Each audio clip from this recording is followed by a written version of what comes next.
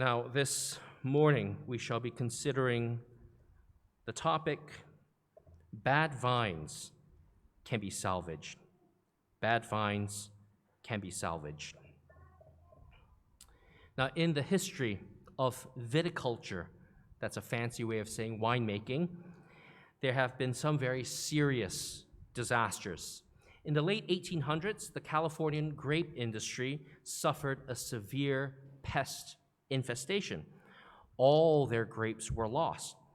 Now, many of the growers had introduced European varieties of grapes into their vineyards because there was a desire, of course, for fancy wines like Cabernet, Merlot, Riesling, all of these various wines. But because these European vines were susceptible to phylloxera. Phylloxera is a kind of bug, and this bug attacks the roots of the vines. And this led to stunted growth, and in some cases, it led to complete destruction of the vines. And when the vines were destroyed, there were no grapes, and if there are no grapes, there's no juice. If there's no juice, there's no wine.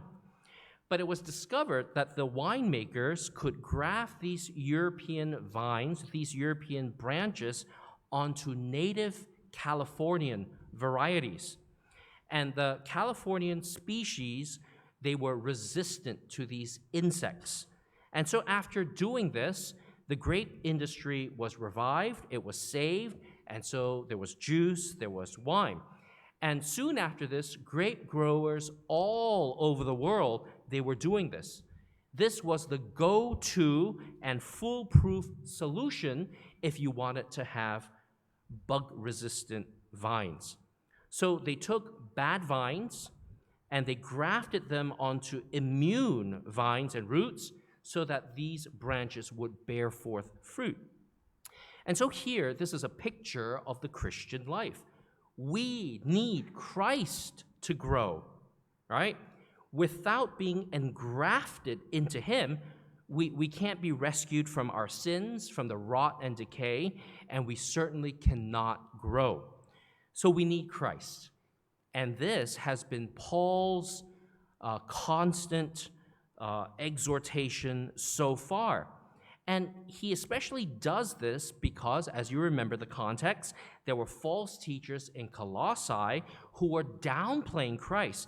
They were saying, Christ is, yes, he's important, but he's not that important. They were after this secret knowledge, this mystical knowledge. Now, as I've said before, we too can be functional Gnostics. I mean, in your Christian life, have you ever performed your Christian service without Christ in your mind? I have. I'm sure you have too. Even worship, when you come here and you sing and you read and you pray, you may even be doing it without Christ in mind. So we are functional Gnostics. Even when we pray, we're not actually relying on Christ. We utter our prayers perfunctorily. So we all have been functional Gnostics, but the message here is that we need Christ, because without him, we're nothing. Now, in today's context, we want to see who we were, what we have become because of Christ, and what we need to do continually. So in short, if you were to take a thesis statement from this message, it would be, we were bad vines from bad roots, but Christ took us in. He salvaged us in order that we may bear fruit. And as long as we abide in him, we are accepted. So there are three propositions from this passage. Firstly, before Christ, we were bad vines. Secondly, because of Christ, we can be saved. We are salvaged. Thirdly, salvation and acceptance are conditional. And I want to explain this carefully. So firstly, before Christ, we were bad vines. Verse 21 says, "And you that were sometime alienated and enemies in your mind by wicked works." So here it says clearly that before Jesus, before we were saved, we were aliens, we were enemies, we were wicked. And this description here that is given was very, very insulting. right? To the Jews, this word alien was a great insult. To call someone an alien or stranger means that that person had been cut off from God. So to the Jewish believers at Colossae, this was unthinkable. I mean, I'm a Jew. Why am I cut off? How could I ever be separated from God? Surely not us. But Paul labeled them as aliens as well. Now, Ephesians 2:12-13 says it clearer. It says that at that time you were without Christ, being aliens from the commonwealth of Israel and strangers from the covenants of promise, having no hope and without God in the world. So, in other words, before we were Christians, we were bad vines, rotting, having no hope, cut off from all life in Jesus. Now, verse 21 also says that we were enemies in our minds toward God by wicked works. Now, to the Gentiles, the word enemy was an insult, and the word enemy in the mind was a greater insult, because the Greeks were very proud of their open-mindedness. If you recall the Athenian pagans, they even had an altar to an unknown god. We're so open-minded. We're not only worshiping the gods that we know about, we're worshiping the God that we don't know about. So they were very open-minded. So to say that they were enemies in their minds was very insulting. And Paul, of course, was not wrong, because if you remember, in Ephesus, when the worship of Jesus was spreading, those who were worshiping Diana were very, very upset. And so they were not as open-minded as they really thought they were. The Greeks became hostile. So in one sense, we see this everywhere. It's okay when Christianity is just one of the religions. But when we claim exclusivity as the only true religion, then that's when we're attacked. No matter how respectful and sensitive we are to others.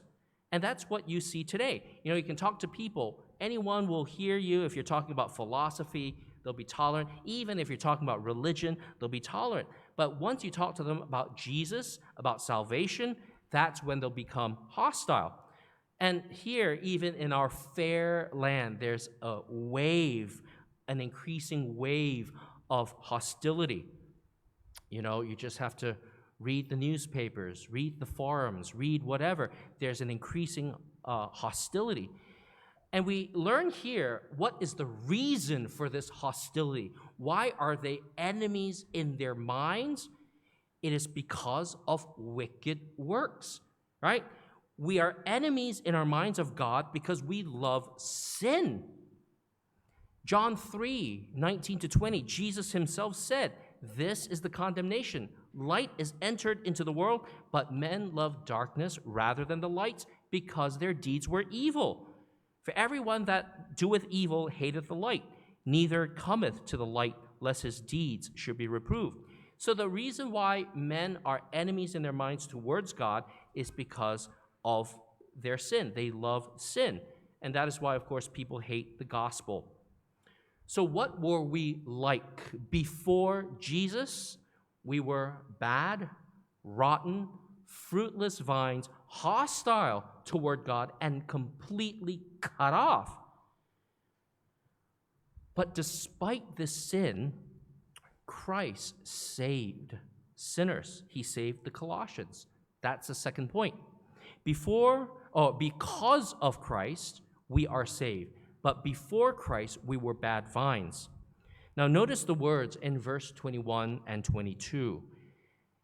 It says, "And you that were sometime alienated and enemies in your mind by wicked works, yet now hath he reconciled in the body of his flesh through death, to present you holy and unblameable and unreprovable in his sight."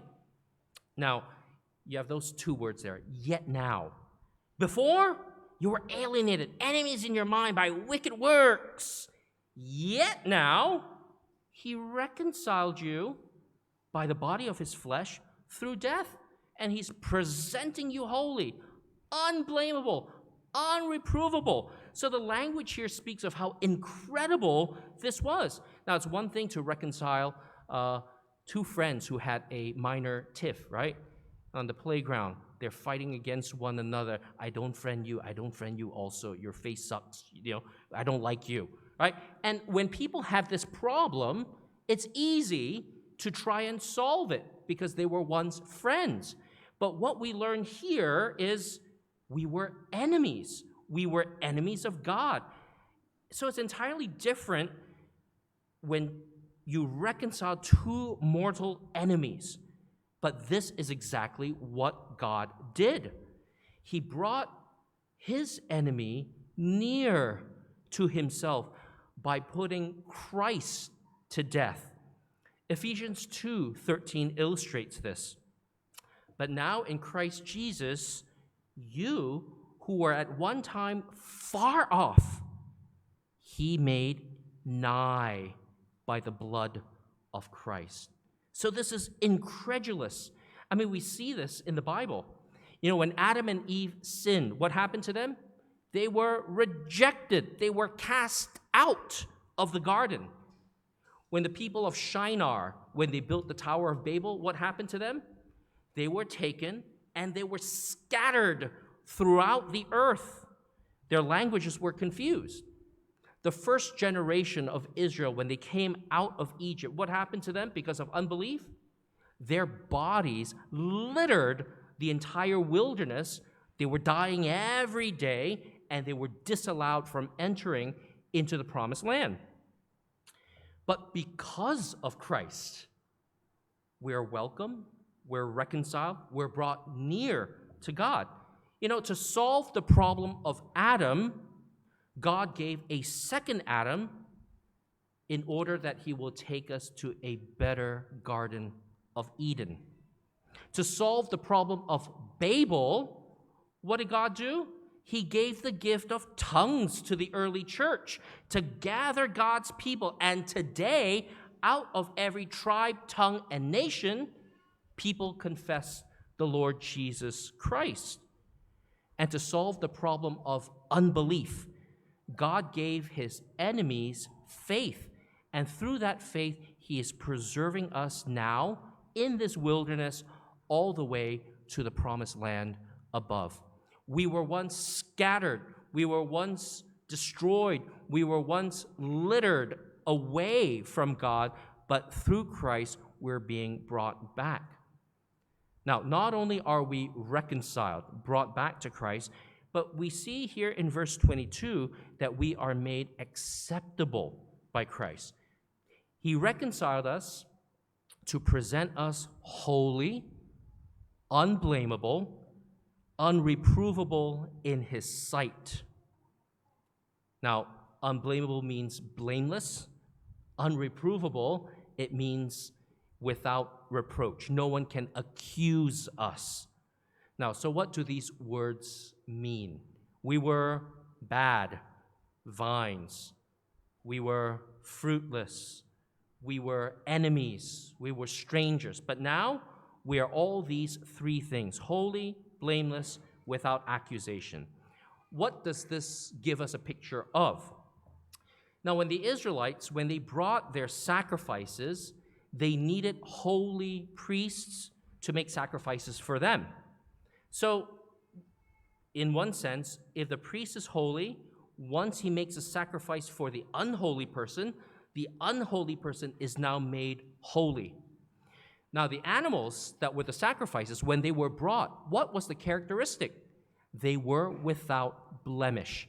They couldn't have any, broken bones or any blemishes. And so the idea is that once these sacrifices are sacrificed for them, then they would receive the blamelessness or the lack of blemish of these animals. Now, what about without reproach or unreprovable? On the Day of Atonement, the high priest laid his hand on the scapegoat. He put the sins of the nation on it. He drove it away from the city so that the people would not be accused of anything. They would be free of accusation. So when these three things happen, the people will be accepted by God. Now, so because of Jesus, he is the great high priest, because he made this sacrifice for us, we are holy in the sight of God. And because Jesus was the spotless Lamb of God, when he made the sacrifice for us, we too become spotless. And because Jesus was sacrificed outside of the city as that scapegoat, taking away the sins of the world, we too are free of accusation in God's sight. So the writer here, Paul here, is trying to draw a comparison. Before, what were you? Now, what are you? And why? It's simply because of what Christ has done. We were bad vines, but he grafted us into him to make us good vines. It's like the bad European variety of the vine. Rotten, it is firstly cut, cleaned, and then engrafted into the Californian variety so that they would be strengthened to bear forth fruit. And the way that God did this, according to verse 22, was by Christ's death. We were reconciled in his body of flesh by his death. So in other words, we needed his suffering. Now, for all of us who come here, we've listened to this, we know, of course, why is this being repeated again? It is so elementary, but remember the context. The Gnostics, they were saying that they needed to move beyond Christ. He is important, but he's not that important, because the true key of being accepted by God was something more than Jesus. So here, Paul had to emphasize the physical death of Jesus. He showed that it is absolutely necessary for the work of acceptance. So, what does this mean? How does this apply? What is the big picture here?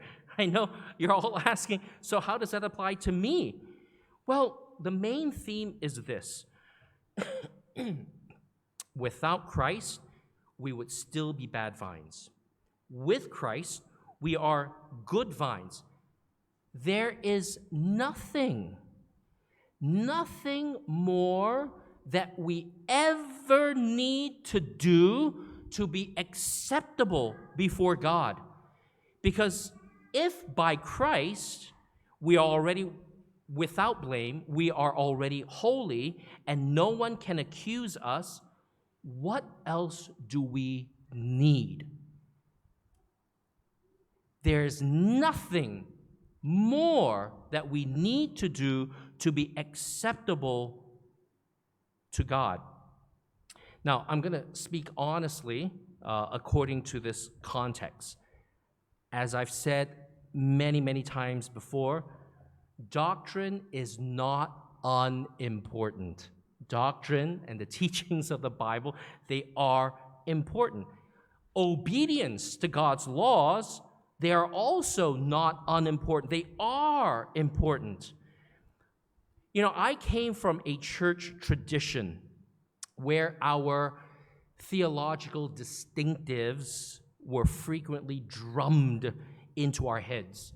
They almost became a source of pride, something that we lorded over the other, poorer, more unfortunate denominations, right?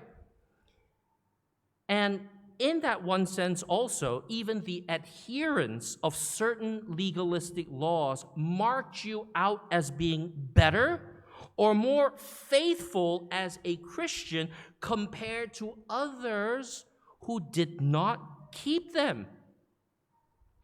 Oh, you watch TV, huh? I tell you, to be spiritual, you must give that up. Give it up. The Lord will be pleased with you. You will be more acceptable in his sight if you were to do this. You mean you've never heard of that doctrine before? Let me tell you, it'll change your life. You'll be more acceptable. You'll be better for it. Now, to be clear, I'm not saying that we should abandon our confessions, doctrines, and principles. In fact, we should continue to teach them, to be grounded in them. And neither am I saying that we should not keep God's laws, because we must. In fact, as believers, we should love God more, to be more faithful in keeping his commandments. But we must never be functional Gnostics, where our knowledge leads to a belief that we are closer or more acceptable to God. And never let our obedience to God's laws be a source of pride. But let Christ be our sufficiency. He is the one who has changed us from bad vines to good. And because he has so saved us, we love him and we desire to know him more. And we desire to study the scripture. We desire to please him in our keeping of the laws, in serving the church. But these are things that do not make us more acceptable, because we are already accepted. We are already accepted in Christ, being made holy, blameless, and unreprovable. Now, children, young people, you have been given a great privilege to coming to church, to being raised in the church. Yes, I'm sure your parents always tell you, keep the commandments.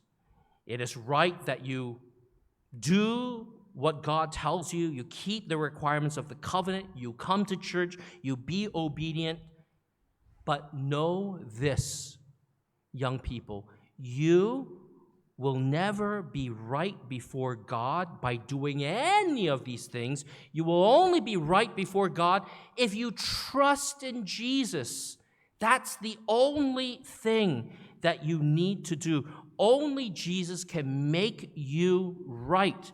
Yes, obey mom and dad, do this and do that out of joy. But being a good little boy and girl does not make you acceptable to God. Only Jesus makes you holy. And boys and girls, as well as big boys and girls here, you look at your life. You may not be very holy, right? You're not very obedient all the time. You're not always very spiritual. And we have to realize that we can never be by our own power. But we need to realize that if we have faith in Christ, we are already accepted. Now, I'm not telling you to, therefore, have a confidence that, oh, since I'm accepted, therefore I can live however I want to. But if you are struggling, if you're feeling tired and sad and insufficient, and you're crying out to the Lord, why have I not changed? Know this, that you are already accepted in Christ, and he loves you and accepts you, and he is making you holy. And young people, maybe those who may be teens, if you're struggling to make sense of this whole Christianity business, you may be bitter in your heart because, I have to keep all of these rules. You should know this. You can't keep the rules perfectly. You can't. There's no way. But Jesus has kept all of these rules perfectly for you. Just trust in him. And your heart, when it is changed, it'll be motivated by this love to live for Jesus. If you feel that you're knocking your head against a brick wall, I know I'm supposed to live my Christianity, I know I'm supposed to do this, but I really don't want to, I can't do it. You can't. You won't be able to. But someone has done it for you. Trust in him. Accept him and his love for you. Let your heart be changed by him. And that's why we come to the third point. It's an important point. Reconciliation this salvation, this acceptability before God, these are conditional. And what do I mean? Verse 23, it says, if you continue in the faith, grounded and settled, and be not moved away from the hope of the gospel, which ye have heard, and which was preached to every creature which is under heaven. Now, I know the word conditional, unconditional, it's very sensitive, but I only use it because there's a conditional clause. If you continue, right? So it says here in the context with verse 21 and 22, Christ has reconciled you through the death of his body to present you holy, blameless, without reproach in his sight, if indeed you continue in the faith. Now, what does this mean? It almost seems as if it's a contradiction to Article 1.8 that we saw earlier on, where God has only one decree. If he's going to save and elect you, it's not going to be because of what you do or do not do. So how does this gel with that?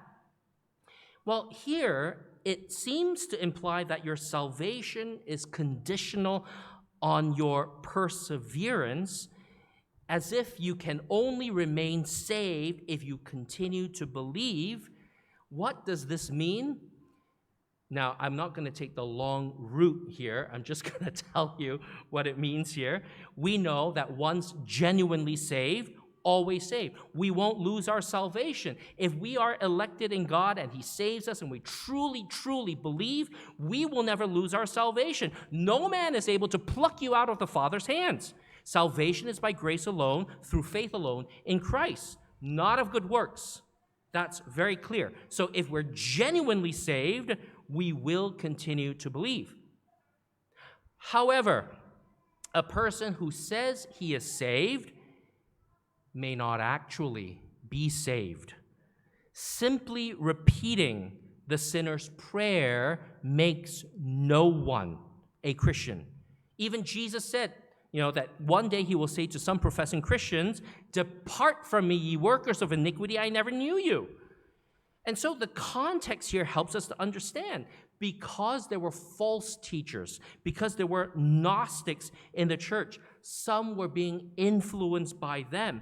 There may even have been some covenant children in their midst, some who have yet to truly believe in their hearts, and there were also unconverted people in the church who thought they were Christians, and Paul, of course, didn't know who they were. He was addressing the whole church, and that's why he told them to continue in the faith, grounded and settled. If you truly believe in the true faith, then you will be saved, which is a true point. Even Jesus said in Matthew 24:13, "He that shall endure unto the end, the same shall be saved." So true salvation is seen in continued belief. Even in the parable of the sower, you remember the stony ground, you remember the thorny ground. The seed in those two grounds was able to set down roots and to grow into a sapling. So Jesus himself said they received the gospel with joy. But because of hardship, because of persecution, because of the cares of the world, they stopped believing, because their faith was never genuine. It was an emotional, shallow faith. And in 1 John 2:19, the Apostle John said that there were many people who were professing believers, but subsequently they left the faith because it showed that they were really not in the faith. It says, "They went out from us, but they were not of us. For if they had been of us, they would no doubt have continued with us. But they went out that they might be made manifest that they were not all of us." So there's shallow, emotional faith, and then there is a true and firm confidence. Even our Heidelberg says that in question and answer 21. What is true faith? True faith is a sure knowledge whereby I accept as true all that God has revealed to us in his word. At the same time, it is a firm confidence that not only to others, but also to me, God has granted forgiveness of sins. So simply knowing and agreeing that the gospel is good is not good enough. We need to have a firm confidence. And so to these people in the Colossian church, Paul was saying, I really don't know, who is really a true believer, who is not. You're influenced by the Gnostics. You're saying that Christ is not enough now. You want some mystical knowledge. You want your ears tickled. Well, this is the gospel. This is what it is. Believe it. It is grounded. It is settled. And so he told them to continue in this faith, not some other faith. And this faith is grounded. It is settled. Now, the word for grounded refers to laying a foundation. So unlike the Gnostic faith, which was new and airy and fairy, true faith was established and founded. It was once and for all delivered to the church, Jude 3. Its foundations are the apostles and the prophets, Jesus Christ being the chief cornerstone. And so Paul was stressing this because there were so many newfangled teachings, not only in Paul's day, but also in ours today. And we will explore some of these new teachings in Paul's days and our days as we continue to study Colossians. But Paul's command here was to continue in what had already been taught. And the reason why they had to continue, because the danger of being moved was real. Now, I made a mistake on your notes. It says here on 3b, you must be moved. It should say you must not be moved, right? So we must not be moved because the danger of being moved is very real. So verse 23 here says, don't be moved away from the gospel.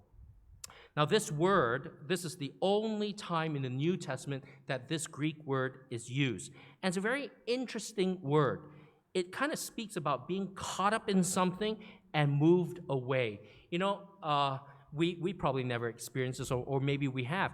We're walking down the street, it's a maybe, I don't know, Chingay Parade, or even in Orchard Road during Great Singapore Sale. You're walking, and then you're with your friend, and suddenly the crowd comes around you, and you start to drift. You're moved in this direction while your friend is moved in that direction. You're caught up in something, and you drift away. And this word, even though it's used one time in the New Testament, it's used another time in the Greek translation of the Old Testament in Deuteronomy 32, verse 30.